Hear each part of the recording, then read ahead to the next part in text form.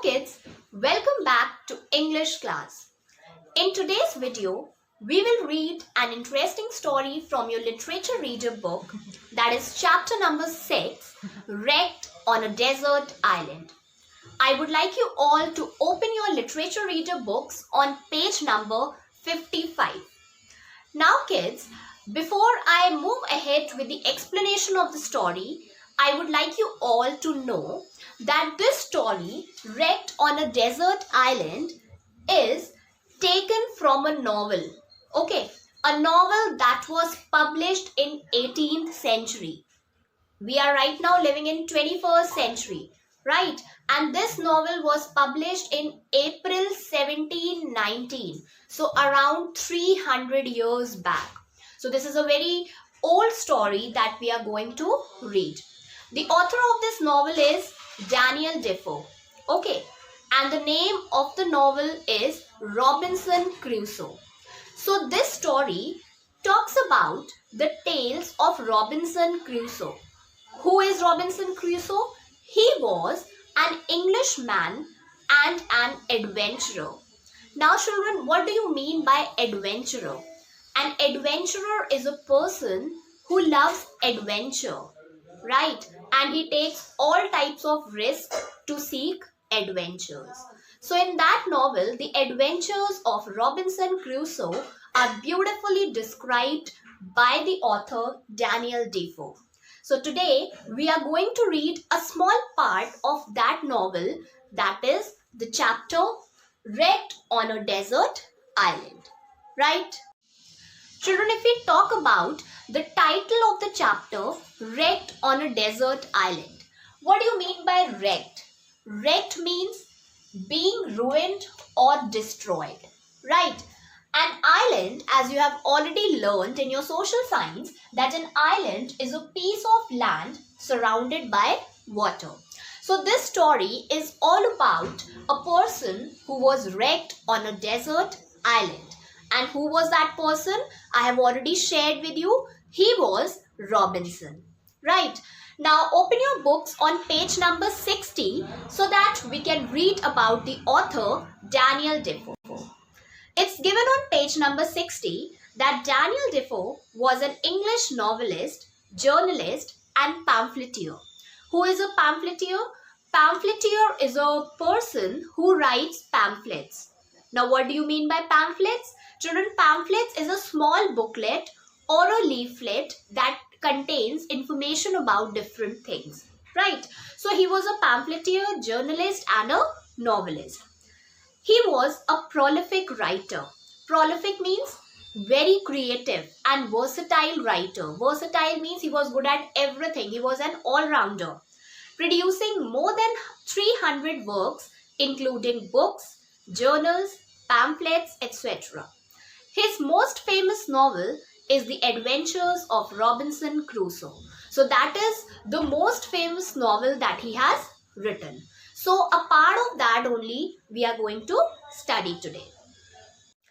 Now children, if we read about Robinson, so we come to know that his actual name is Robinson Crusoe. He is the narrator of the novel Adventures of Robinson Crusoe. Okay. He is the protagonist. Protagonist means the main character of the story. So Robinson himself is the protagonist of the novel Adventures of Robinson Crusoe, that is written by Daniel Defoe. He was born in the town of York in the north of England during the 17th century. Now if you see, I have mentioned the year over there in 1632. So his birth year is 1632. That means he was born in 17th century. Okay. Century, I hope children you know that century is a period of 100 years. Okay.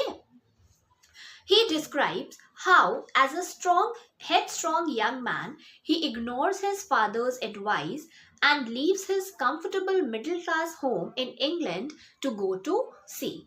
Now he was a wanderer. Okay, his dream was to go to the sea. His father told him not to go, but he did not listen to his father and he leaves his house and moves away. He further describes how he survives through a deadly storm and spends 28 years of adventurous life on a desolate island.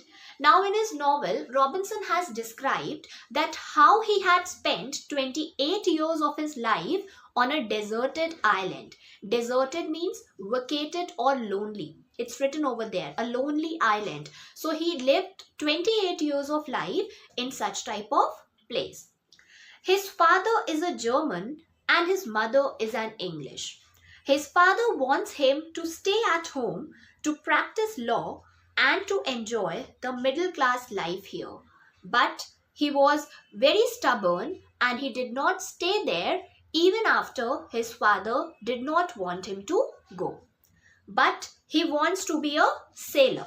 What was his dream? He wanted to be a sailor. Okay, so that is why in order to fulfill his wish, without even listening to his father's command, without even following what his father was saying, he just went away, and in his novel he has described his entire story, his entire adventures. Okay. So students, I have already briefed regarding what the story is all about. In this story, we will study that how Robinson's ship was encountered with a wild storm. Okay, and he has described all his experiences and efforts through which he was able to survive after that violent storm. Okay, but before continuing with the explanation of the chapter, I would like you all to have a look at this word maroon. If I ask you children, what do you mean by maroon? Then of course all of you will say, ma'am, maroon is a color, which is absolutely right. If this word is used as an adjective to describe something or someone, then this is, you can say maroon is a reddish brown color. I have maroon sofa at my place, which is absolutely right. So this word is used as an adjective.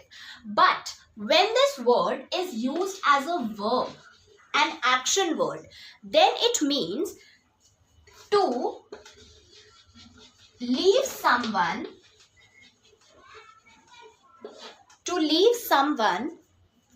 trapped and alone in an inaccessible place. In an inaccessible place means the place from where the person cannot escape. Inaccessible place, especially an island. Okay, so maroon means to leave somebody trapped and alone in an inaccessible place, especially an island, where there is no resources and where there is little hope of rescue. Okay, it means to abandon somebody, to leave somebody at a place from where the person cannot escape. Okay, so why did I discuss this word with you? We will read in the chapter that how Robinson was marooned on an island, right? Now quickly open your books on page number 55 so that we can start with the explanation of the story. As you children know that the protagonist of the story is Robinson Crusoe, so his experiences are only described in this chapter. He says, "We set sail on the day I went on board." Set sail means to start a voyage, to begin a journey. Voyage means journey. So Robinson says, "We set sail on the day I went on board." On board means on the ship. "We were moving away from our own coast in Brazil towards the north. We planned to reach over the African coast." Now, where was he planning to go? He was planning to reach the African coast. "We had very good weather, although it was excessively hot, till we came to the height of Cape St. Augustino." Now he says that the weather was quite pleasant and it was excessively hot till the time they reached height of Cape St. Augustino. This is in Brazil only, right? Moving ahead with second paragraph, it says, "From where, keeping further off at sea, we lost sight of land. Now children, losing sight of something means something which is not visible to you. Okay, so as they moved off to sea, they were not able to see the land area anymore. Suddenly, the ship struck upon sand, and in a moment, her motion stopped. Now, ship struck upon sand. Struck means hit. So, the ship was hit by sand and her motion stopped. It stopped moving. At the same time, the sea broke over in such a manner that we thought we all would die immediately.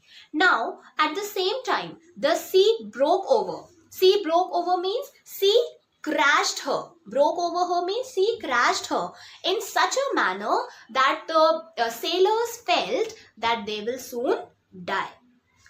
We were immediately driven into our close quarters to shelter ourselves from the froth and spray of the sea.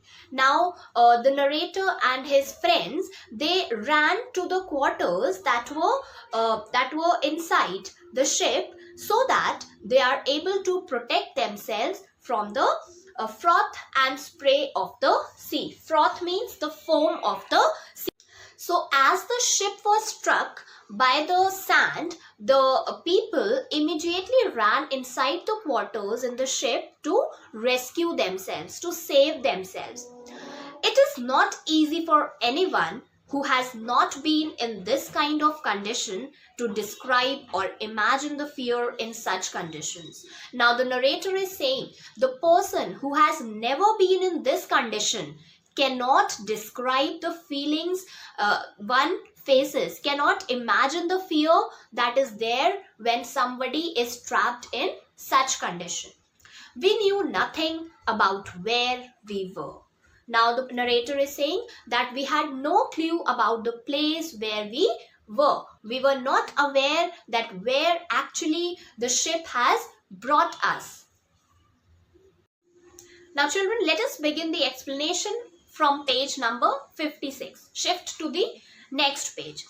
The narrator says, we had no idea about what land we had been driven towards. Now they were not having any clue about where were they being dragged, which land were they going to, whether it was an island or a mainland. Now they were so much puzzled that they were not able to figure out that they were on an island or they were on the mainland. We did not know whether the island was or not inhabited. They were even not sure that whether somebody lived on that island, was that island inhabited, occupied or not. As the anger of the wind was still great, we were certain that the ship would soon break into pieces. Now the force of the wind was very hard. The wind was blowing angrily, fiercely. And they were sure, they were certain. Certain means sure. The sailors were sure that the ship will break into pieces. Unless a miracle happened and the winds would turn about immediately. Now they were hoping for a miracle to happen. They were thinking that some miracle, some magic might happen and the winds will turn about. It means they will decrease their speed. We sat looking upon one another and expecting death every moment. Now their faces were completely red with fear. Everybody was looking at each other's face and they were expecting death every moment. They were thinking that they will soon die. Every man began preparing for another world because there was little or nothing more for us to do in this. Now the narrator is saying that everybody started preparing themselves for another world because they were very much sure that they will not survive in this world anymore. So they started dreaming of the next world where they will go after death. The only comfort we had was when the master said that the wind had started to slow a little. They had little relief. They felt relieved when the master of the ship told them that the speed of the wind has decreased. and the wind has started to slow a little. So that was the only time when they felt comfortable. Otherwise, everybody was in complete anxiety, complete worry.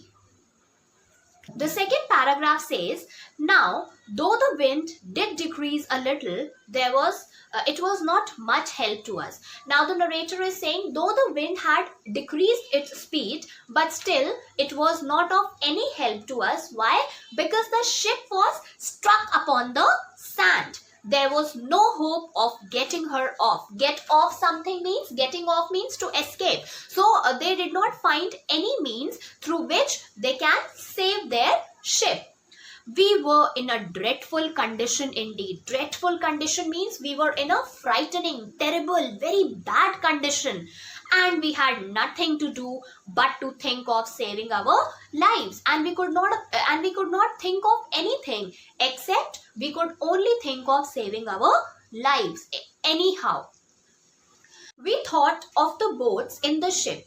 Now, since narrator's ship was about to break into pieces, it was about to get damaged, so he was thinking for plan B. He was thinking of something that could save them. So he thought of the boats that they brought in their ship.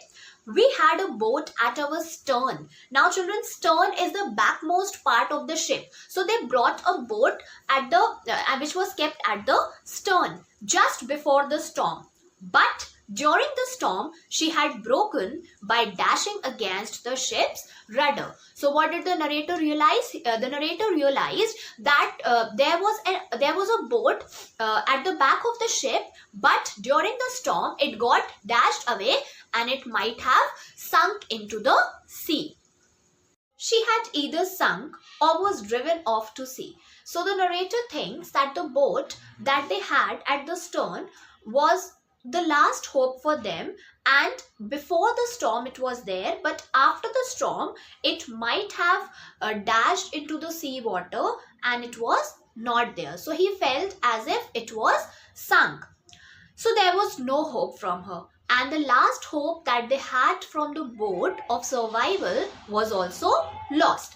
We had another boat on the board, but how to get off into the sea water was not clear. Now they also had another boat, but they were not able to understand that how they will get her off into the sea water, how they will shift from the ship to the boat. However, there was no time for thinking much. We felt that our ship would break into pieces any minute. Now there was hardly any time left, and they knew that the ship is soon going to break into pieces. In fact, some people told us that she actually broken already, and some people in the ship told that it had already broken. In this situation, the mate of the vessel, now mate here means an officer or a merchant of the ship. So the mate of the ship, vessel means ship. The mate of the ship held the second boat, and with the help of rest of the men, he slung the boat over the ship's side. And after some time in that situation, the mate, the officer of the ship, he went an extra mile. He moved ahead and he held the second boat. And with the help of rest of the men, he slung. Slung means children, hung. He hung the boat over the ship's side, and with the help of other people in the boat, he tried managing to hang the boat on the side of the ship. Okay. Now we begin with page number 57. It says, all 11 of us got into her. Her means the boat that was managed by the merchant of the ship, the mate of the ship. So all 11 of them got into that boat and surrendered ourselves to God's mercy and the wild sea. And they gave away themselves in God's mercy, means God's pity. God's mercy means pity. So they just lost all the hope and they moved from the ship to the another boat. Though the storm had become weak, now the storm had decreased. It was not to an extent as it was earlier. It had decreased. It had become weak. Yet the sea ran really high upon the shore. Now, shore, what do you mean by shore? Shore means edge of the sea. Now, though the storm had become weak, the storm was decreasing, but still at the edge of the sea, there were high waves. Okay, there were high waves of the sea,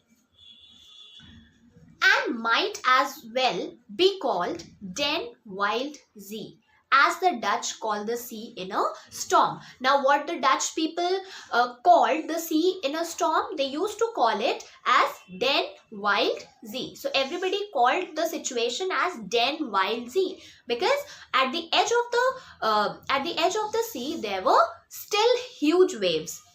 Now, our situation was very bleak. Bleak, children, means harsh, means worse. It was not very good, because we all saw plainly that the sea went so high that the boat could not survive. Now they knew that their boat will not survive because the waves of the sea were too high. We were certain means we were sure that we would drown. Now they had this thing that they will drown. There was no way to make sail, and they were not able to make any sail further. So we rowed hard. They had to push themselves. They had to row hard by working at the oars. Oar, you know, children, oar is a pole with a flat blade which is used to row the boat. So they had to work hard at oars. They had to put in a lot of effort in order to move forward, aiming to guide us towards the land. So in order to take themselves towards the land, they had to make a lot of effort. After we had rowed for a few leagues means few distance. After they had rowed to a few distance towards the land, a raging mountain-like wave came rolling astern of us. Astern of means behind. As they were moving towards the land, a raging mountain-like wave. Raging means an angry wave, a high wave. Okay, so a high wave like a mountain came rolling astern of us. Astern means they came rolling back.